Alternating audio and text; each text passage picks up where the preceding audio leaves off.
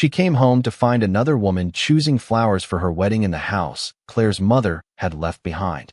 By the time Claire Whitmore turned onto the private road that led to Whitmore Estate, the sun was sinking behind the oak trees, staining the long gravel driveway the color of old copper. She had been gone for 3 weeks, long enough for lawyers to exchange cold emails, long enough for silence to harden into something stronger than grief. The mansion rose at the end of the drive with its white columns, tall windows, and iron lanterns already glowing against the early evening. For one brief second, Claire almost believed the house would still remember her gently. Then she saw the delivery trucks. 3 of them sat near the front steps, their back doors open, spilling out white roses, folded chairs, crystal vases, and rolls of ivory fabric. A man in a headset crossed the porch carrying a gold sign that read Julian and Vanessa, forever begins here. Claire did not move. Her fingers stayed around the steering wheel until the leather warmed beneath her palm. Inside the foyer, the air smelled like lilies, champagne, and fresh paint, as if someone had tried to cover the scent of betrayal with expensive perfume. The family portraits had been taken down from the wall. Her mother's antique mirror had been pushed into a corner. Across the grand staircase, white flowers curled around the banister where Claire used to hang Christmas garland every December. Voices echoed from the dining room. "No, not there," Vanessa Cole said, bright and sharp, like she had been waiting her whole life to give orders in someone else's home. "Move the sweetheart table closer to the fireplace. I want the photos to show the whole room." Claire stepped through the archway and found her dining room transformed into a wedding chapel. 40 chairs faced the mantel. Silver buckets, chilled bottles of champagne beside the window. On the table Claire had chosen with her mother in Savannah, place cards were arranged for guests who had never once called her to ask if she was all right. Vanessa turned slowly, wearing cream silk pants, a diamond bracelet, and the smile of a woman practicing ownership. "Oh," she said. "You came." The room quieted, not fully, but enough. A florist lowered her scissors. A waiter stopped polishing a glass. Claire's eyes moved from the flowers to the candles, from the candles to the framed engagement photo already placed above the mantel.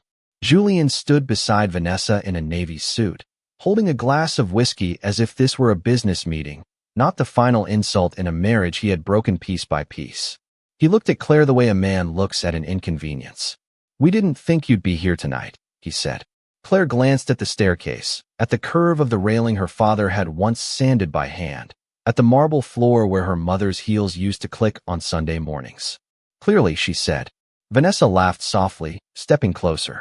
"Julian said it would be better to use the estate instead of renting some hotel ballroom. It has history. It has atmosphere." She paused, letting the words settle. "And soon, it will feel like a fresh start." Claire looked at her then, really looked. Not at the bracelet, not at the careful hair, not at the confidence borrowed from a man who had promised her a house he did not own. She looked at the small satisfaction in Vanessa's eyes, the kind that came from mistaking another woman's silence for surrender. Julian set his glass down. "Claire, don't make this uncomfortable. The divorce is nearly finished. Be civilized." A small sound passed through the room, almost a laugh, quickly swallowed. Claire heard it. She heard everything. The whisper of fabric, the clink of ice, the rain beginning lightly against the windows. She walked to the mantel and picked up the engagement photo. Vanessa stiffened, but Claire only wiped a speck of dust from the frame and set it back exactly where it had been. "It is a beautiful setup," Claire said. Julian exhaled, relieved too soon. Vanessa's smile returned. "I'm glad you understand." Claire turned toward the front hall, her coat brushing against a row of white roses waiting to be tied to the chairs. At the doorway, she stopped and looked back once, not at Julian, not at Vanessa, but at the house itself, lit warm and golden as if it were holding its breath. "Enjoy tonight," she said quietly. Then she walked out before either of them could see the key still resting in her hand. Claire did not drive away fast. She let the Bentley roll down the gravel driveway at 10 miles per hour, slow enough for the mansion to stay in her rearview mirror, glowing behind her like a memory that had learned how to betray. The rain had begun in earnest now, soft silver lines sliding across the windshield, turning the iron gates into dark ribs against the evening sky. She stopped just beyond the stone pillars and lowered her window. From inside the house, she could still hear the faint pulse of music the clatter of plates, Vanessa's voice rising above the workers as she rearranged a life that had never belonged to her. Claire looked at the mailbox beside the gate. The brass letters still read Whitmore Estate, but beneath them, smaller and older, almost hidden by ivy, was her mother's maiden name, Ellery. Her mother had insisted on that detail 20 years ago, saying a house should remember the woman who kept it standing. Claire reached out through the rain and brushed her fingertips over the cold metal. For a moment, she was 28 again, standing barefoot in the empty foyer with Julian beside her, both of them laughing because they had no furniture yet, only boxes, paint samples, and too much hope. He had held a takeout pizza in one hand and a bottle of cheap California wine in the other, promising he would protect this place because it was part of her. Back then, Claire believed him. Back then, the mansion had smelled like fresh wood, lemon polish, and summer grass. She had spent months choosing every detail. The blue-gray walls in the dining room because her mother loved coastal colors. The linen curtains in the library because morning light passed through them like water. The long walnut table shipped from Savannah because her father once said every family needed a table big enough for forgiveness. Julian used to praise her taste when guests complimented the rooms. He would stand with one hand at her back, smiling as if her grace belonged to him by association.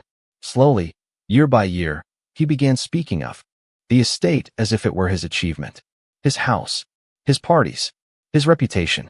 Claire noticed the shift in small ways. The way he gave tours without mentioning her mother, the way he accepted congratulations for renovations she had paid for, the way he invited clients into the library and called it his favorite room, though he had never once dusted a shelf or remembered which chair had belonged to her grandfather.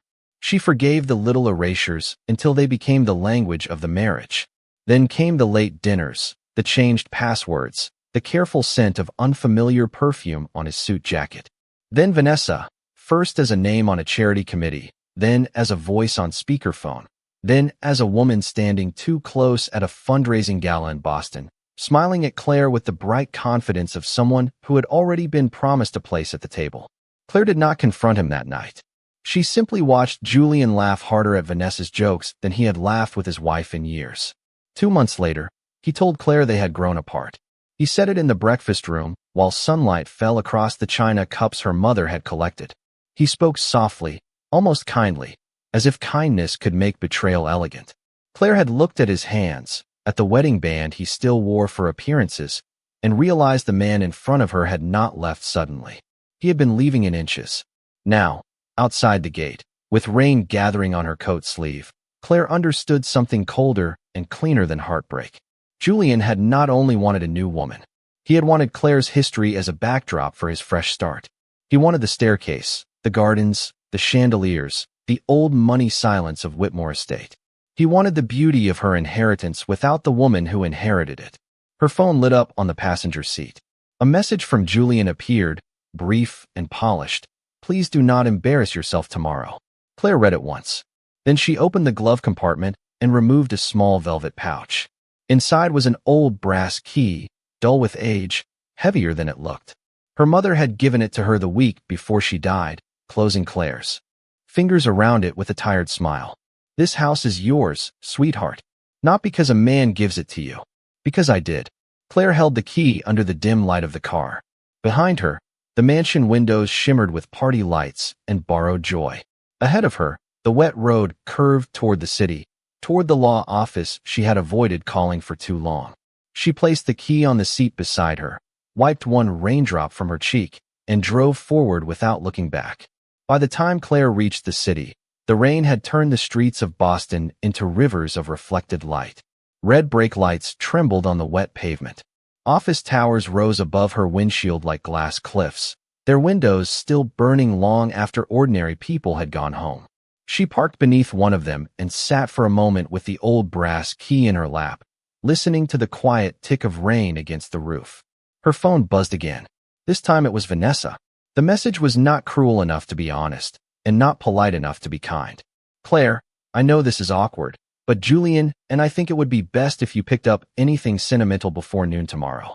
The upstairs suite will be used for bridal photos. Claire looked at the screen until the words lost their shape. The upstairs suite. Not her bedroom. Not the room where her mother had once sat on the edge of the bed and helped her fasten pearls before a charity dinner. Not the room where Claire had folded Julian's shirts the year his company almost collapsed, while he told everyone she had done nothing but spend money beautifully. Vanessa had renamed it with one sentence, as if language itself could move ownership from one woman's hands to another. Claire turned the phone face down. The elevator carried her to the 36th floor without a sound. When the doors opened, the law office was almost empty, lit by desk lamps and the pale glow of the skyline. A receptionist had gone home, but a man in a charcoal suit stood near the conference room window with a file in one hand and his other hand in his pocket. Adrian Blackwood did not look surprised to see her. He had the stillness of someone who had learned early. That power did not need to hurry. "Mrs. Whitmore," he said. Claire almost corrected him, then did not. "Not tonight. Thank you for meeting so late." Adrian glanced at the rain on her coat, then at the velvet pouch in her hand. "Your message sounded like it could not wait." Claire placed the key on the conference table. It landed softly, but in the quiet room the sound felt final. "They are holding a rehearsal dinner at my house tomorrow," she said. "The wedding is the next morning." Adrian did not interrupt. Claire appreciated that. Most men interrupted grief because they were uncomfortable standing beside it. Adrian let the silence breathe. She opened her folder and slid the documents across the table. The deed, the trust papers, the inheritance records, the prenuptial agreement Julian had signed 12 years earlier with the bored confidence of a man who thought love made paperwork irrelevant. Adrian read each page slowly. Outside, thunder rolled somewhere over the harbor, distant and restrained. Claire watched his eyes move, watched the slight change in his expression when he reached the page that mattered most. Sole separate property. Inherited prior to marriage.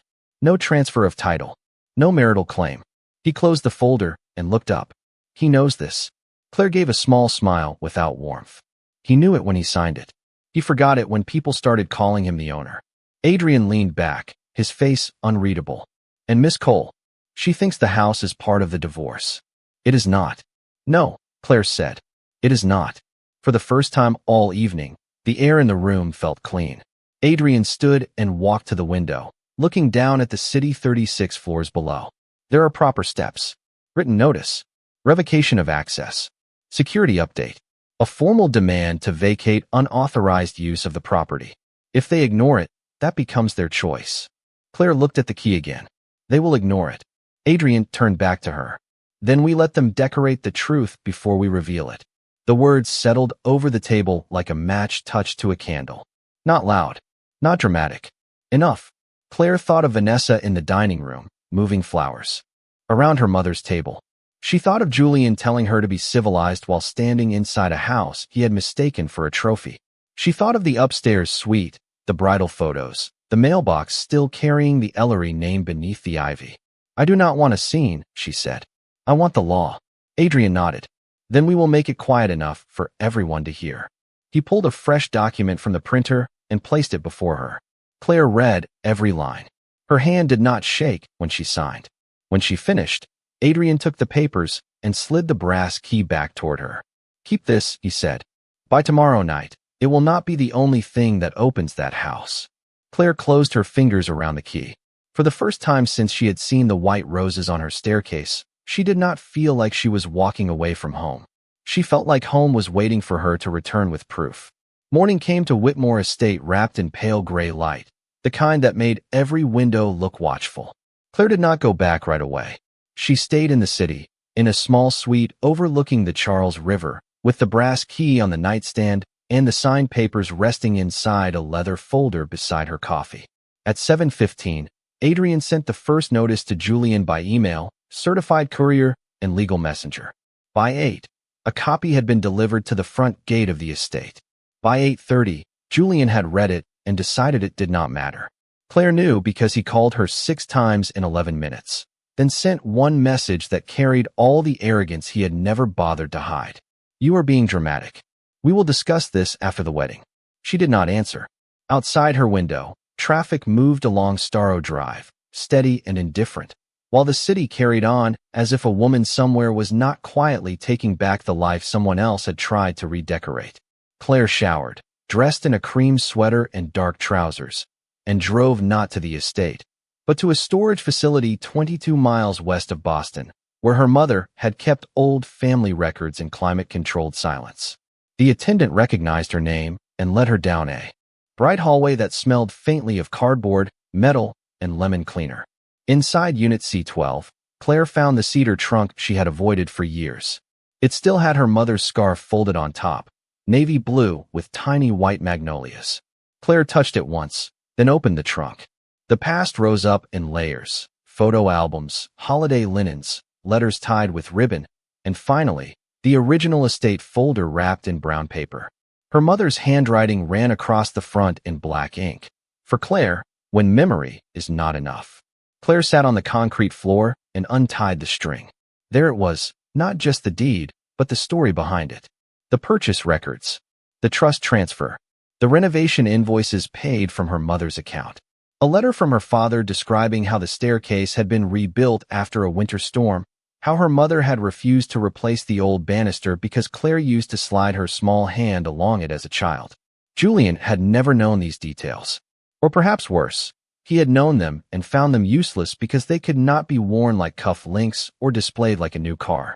By late morning, Claire drove to a quiet cafe near Beacon Hill and spread copies of the documents across a corner table. Adrian arrived at noon, ordered black coffee, and placed another folder beside hers. He ignored the notice, he said. Claire almost smiled. Of course he did. Adrian opened the folder. Then his access can be revoked tonight. Security codes, gate permissions, electronic locks. The physical locks will follow. We will document everything. No raised voices. No confusion. Claire looked through the cafe window at people passing under umbrellas, each carrying a private weather of their own. He thinks tomorrow morning will make the houses in front of everyone. Tomorrow morning, Adrian said, he will not be able to enter it. The sentence should have felt like revenge. Instead, it felt like air after being underwater too long. Claire thought of the estate as it had been before Julian learned how to occupy it. Her mother reading in the sunroom. Her father trimming roses in the back garden with more patience than skill. Claire herself, at 16, running down the stairs for prom while her mother cried quietly into a handkerchief and pretended not to. That was the house. Not Julian's whiskey glass on the mantel. Not Vanessa's place cards. Not 40 chairs pointed at a fireplace for a ceremony built on another woman's erasure. Adrian slid a pen across the table. Final authorization. Claire signed. This time, the motion was not cold. It was calm. There was a difference. By afternoon, the plan had become invisible machinery. A locksmith company was scheduled for 11:45 that night. Private security would arrive 10 minutes earlier. The estate's alarm company confirmed the administrative reset at exactly midnight. Every step legal, every step quiet, every step moving beneath Julian's celebration like a tide beneath a polished boat. At 5 o'clock, Claire received a photo from an unknown number. Vanessa stood in the upstairs suite, smiling in front of Claire's mirror, her white dress hanging behind her like a flag. The message beneath it read, "Last chance to take what is yours." Claire looked at the photo for a long moment. Then she set the phone down beside the old brass key and whispered to the empty room, "I am." By early evening, Whitmore Estate looked less like a home than a magazine cover pretending to have a heart. The rain had stopped, leaving the lawns dark and glossy beneath the lights strung through the oak trees. Rental heaters stood along the terrace. A white tent had risen near the garden, its fabric glowing softly against the blue dusk. Inside, the dining room smelled of roses, buttercream, polished silver, and the faint chemical sweetness of fresh floral foam. Vanessa moved through it all with a clipboard in one hand and a phone in the other, correcting napkin folds, adjusting candles by half an inch, and asking the photographer which angle made the staircase look most expensive. She never said most beautiful, only most expensive. Julian watched from the library doorway, already dressed for the rehearsal dinner in a black suit and open collar, accepting compliments from guests who arrived early and pretended not to notice the divorce papers still unfinished. "You kept this place hidden from us too long," one of his business partners said, lifting a glass toward the coffered ceiling. Julian smiled as if the ceiling had chosen him. "It has always been good for intimate events," he said. Across the room, Vanessa heard him and smiled wider. She had begun calling the estate home before the invitations were printed. She had told the planner she wanted to replace the old portraits with modern art after the honeymoon. She had asked whether the garden maze could be cut back because it looked too traditional. Every little request was a small signature she imagined herself writing across Claire's life. Upstairs, in the suite that still held Claire's quietest memories, 3 bridesmaids circled Vanessa while she stood before the antique mirror in a satin robe and pearl earrings. On the vanity sat Claire's silver hairbrush, overlooked by the movers because it looked too personal to touch and too ordinary to steal. Vanessa picked it up, turned it over, and laughed softly at the engraved initials. C.E.W. Claire Ellery Whitmore. That will have to go, she said. One bridesmaid hesitated. Are you sure she is all right with this? Vanessa met her reflection, not the girl's eyes. Claire had 12 years to make this house feel alive. I am doing it in one weekend. Downstairs, the rehearsal began. A string quartet tested a slow version of a love song near the fireplace. Guests gathered with champagne. Julian's mother, Eleanor, sat stiffly in a high-backed chair, her diamonds bright against her black dress, saying very little and observing everything. She had never loved Claire warmly, but even she seemed unsettled by the speed with which Vanessa had learned to command rooms she had not earned. At 7:30, a courier arrived at the gate with another envelope. The temporary event guard accepted it, walked it to the foyer, and handed it to Julian. Claire's name appeared on the return line. For a second, the room shifted around him. Then Julian tore it open, scanned the first page, and gave a short laugh meant to sound amused. Vanessa descended the stairs just in time to see his expression. What is it? She asked. He folded the notice once, then twice, and slipped it into his jacket pocket. More legal theater. Should we be worried? Her voice stayed light, but her fingers tightened around the banister. Julian stepped close enough for the guests to see confidence, not doubt. Claire does not know how to fight. She only knows how to make things uncomfortable. Vanessa relaxed because she wanted to believe him. The quartet began again. Dinner was served on Claire's china. Toasts were made beneath Claire's chandelier. Laughter rose and fell over a table that had once held Thanksgiving candles, hospital bills, anniversary flowers, and the long silence after Julian stopped coming home on time. At the far end of the room, Claire's empty chair had been removed. No one mentioned it. No one mentioned that the estate still carried her mother's name beneath the ivy at the gate. No one mentioned the envelope in Julian's pocket, warming against his chest like a warning he had mistaken for paper. At 9:15, Claire stood in her hotel suite 30 miles away, dressed in a black wool coat, fastening small pearl earrings that had belonged to her mother. The brass key lay beside Adrian's final schedule. 11:35, security arrival. 11:45, locksmith arrival. Midnight, system reset. She looked at her reflection, not searching for softness, not searching for anger, only steadiness. Her phone buzzed with one more message from Julian. Last chance to stop embarrassing yourself. Claire picked up the key and closed her hand around it. For 12 years, she had opened that house for him. Tonight, she would decide who the house opened for next. At 10:40 that night, the rehearsal dinner had softened into the kind of party that made careless people feel untouchable. Candles burned low in the dining room, leaving small pools of gold across the tablecloths. Half-empty champagne glasses crowded the sideboard.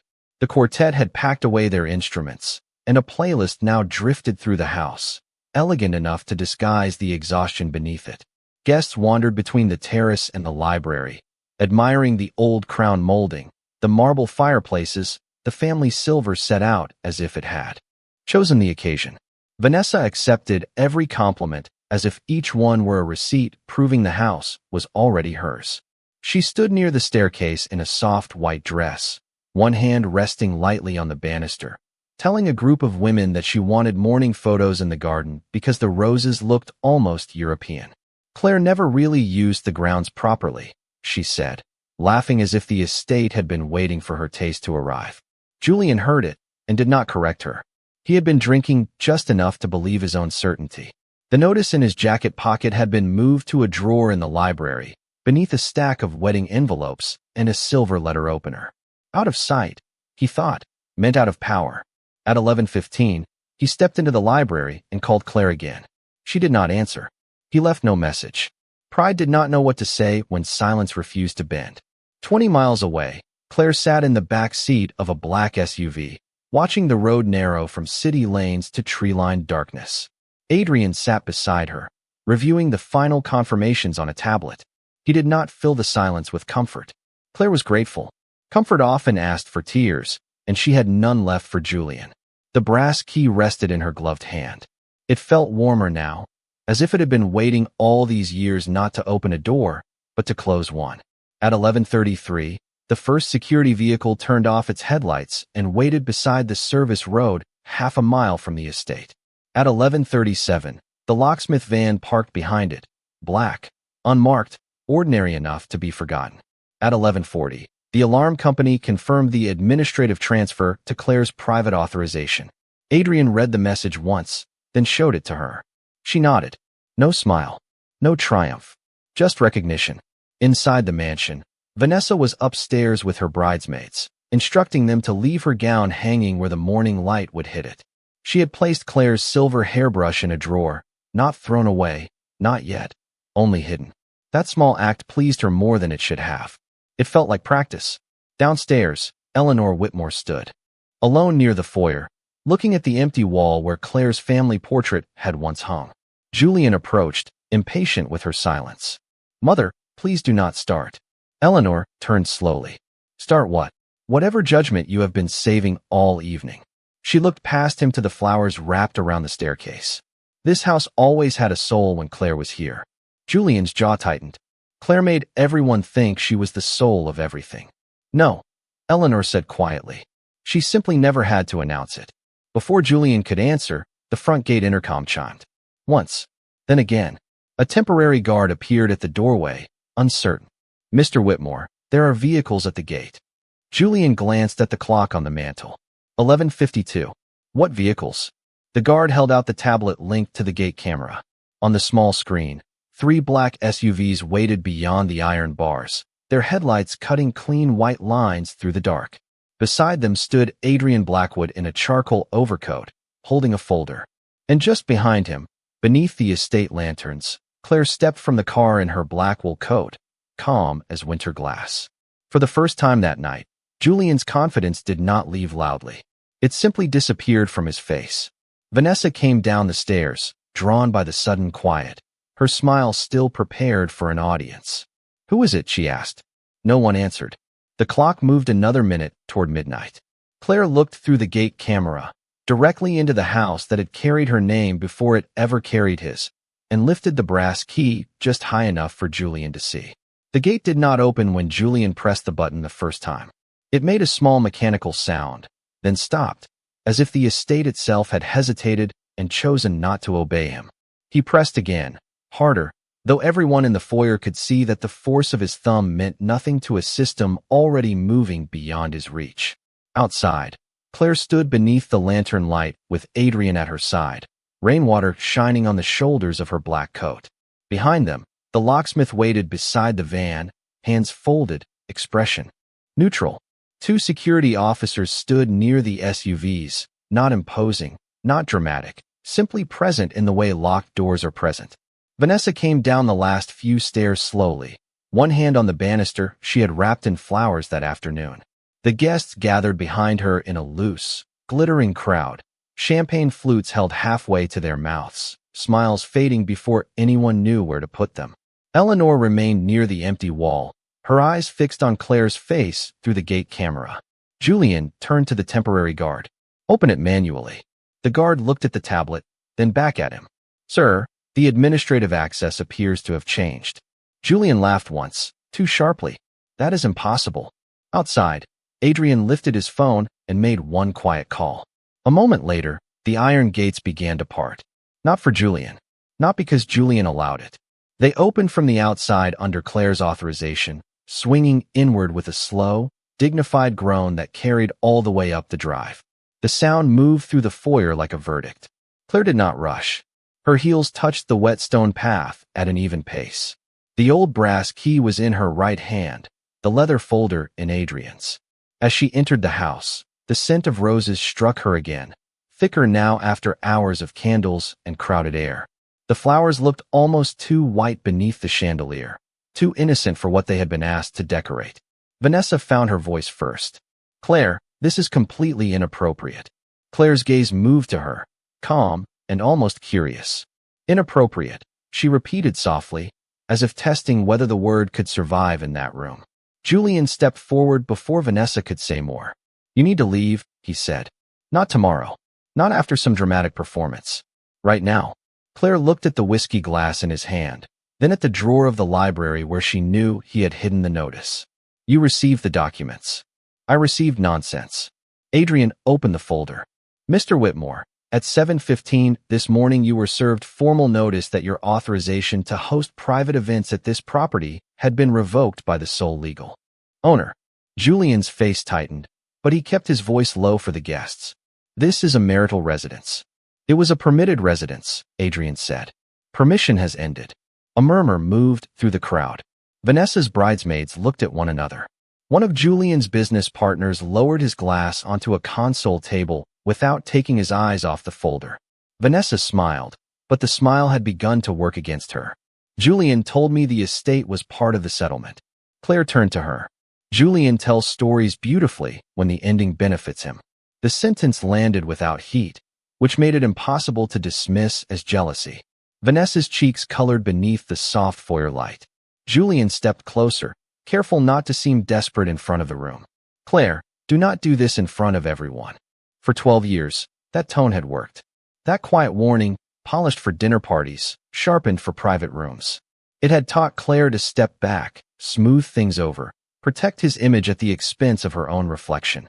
But tonight she only glanced past him to the staircase. The flowers on the banister trembled slightly in the draft from the open door. "You chose the audience," she said. "I only chose the truth." At 11:58, the locksmith entered carrying a small black case. No one spoke as he walked to the front door. The first click of his tools was so soft it should have disappeared beneath the music still playing from the dining room. But somehow everyone heard it.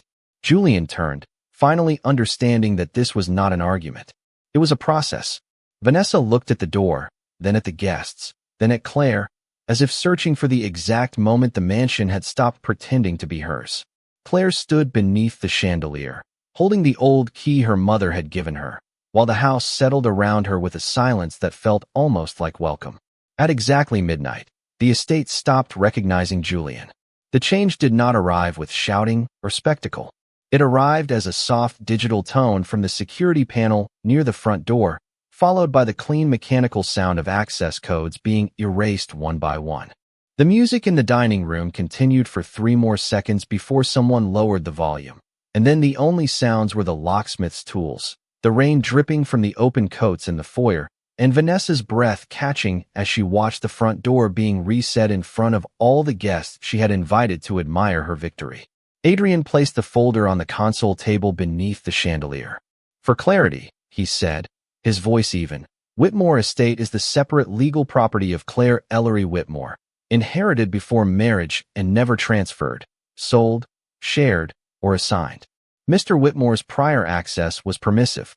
That permission has been revoked." The room became so quiet that Claire could hear ice settling in an abandoned glass. Julian looked at the guests first, not at Claire, because humiliation had always mattered to him more than truth.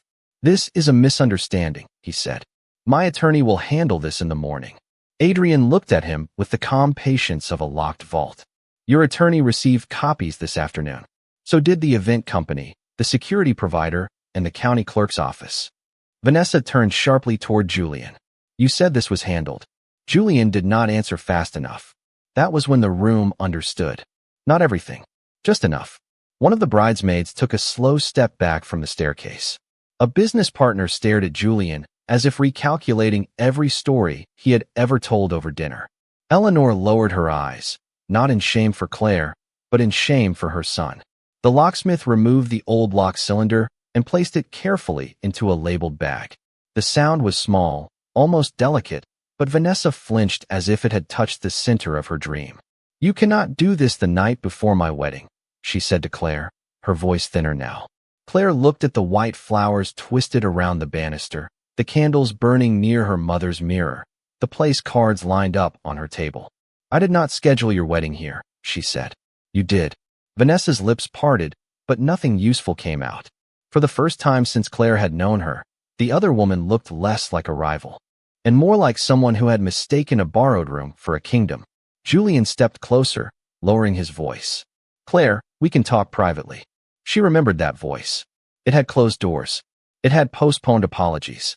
It had turned every wound into an inconvenience to be managed later. Tonight, it had nowhere to go. There is nothing private about what you chose to do in my home, Claire said. Behind her, the security officer approached Julian with a tablet. Mr. Whitmore, I need to collect any gate cards, key fobs, and temporary access devices issued under your name. Julian stared at him. The officer did not stare back with judgment. Only procedure. That was worse. Slowly, Julian reached into his pocket and placed a black key fob on the silver tray near the door. A second later, Vanessa removed one from her small evening bag. The tray held both of them under the chandelier light, two little pieces of plastic that had pretended to be power. Upstairs, one of the bridesmaids whispered that the bridal suite door no longer opened with Vanessa's code. Claire heard it and closed her eyes for half a breath. Not from pleasure, from release. Adrian nodded toward the staircase. Personal belongings can be collected under supervision. The event setup will be removed by the vendor tomorrow morning. No one without Miss Whitmore's written authorization may remain on the property after tonight. Julian looked at Claire then, finally not as an obstacle, not as a former wife, not as the woman he expected to step aside. He looked at her as the owner of the ground beneath his feet. The new lock clicked into place. The sound crossed the foyer, passed through the flowers, and settled into the walls. Claire placed her mother's brass key into the new lock for the ceremonial turn Adrian had suggested, not because it was necessary, but because some truths deserved a visible ending. The key turned smoothly. The door opened for her, and only for her. By 12:20, the guests were leaving in a line of lowered eyes and careful silence. No one wanted to be the last witness to a dream being quietly dismantled. The champagne remained on the sideboard, going flat in crystal glasses. The flowers still climbed the staircase in soft white waves, beautiful and useless now, like apologies that arrived too late. Vanessa stood near the foyer with her evening bag held against her ribs, watching a security officer place her personal items into garment bags from the upstairs suite. Her bridal gown came down last, carried carefully by one of the bridesmaids who no longer looked at her with envy. The dress was still perfect. That seemed to hurt Vanessa more than if it had been ruined, because nothing had happened to the dress, nothing had happened to the flowers, nothing had happened to the house. Only the story had changed. Julian waited beside the front door, his jaw tight, his coat over one arm, his phone pressed uselessly in his hand, as if there had to be someone powerful enough to reverse humiliation. But every call went to voicemail, every message remained unread, and every legal document on the console table stayed exactly where Adrian had placed it. Eleanor Whitmore approached Claire before leaving. For a moment, the older woman seemed to search for the right words among all the wrong years. I should have said something sooner, she whispered. Claire looked at her, not unkindly. A lot of people should have. Eleanor nodded once, accepting the mercy of a sentence that did not pretend. Then she walked out into the wet night without looking at her son. Julian waited until the foyer had thinned, until only Claire, Adrian, two security officers, and the quiet house remained. Then the performance finally left him. Claire, he said, softer now, almost familiar. This has gone far enough.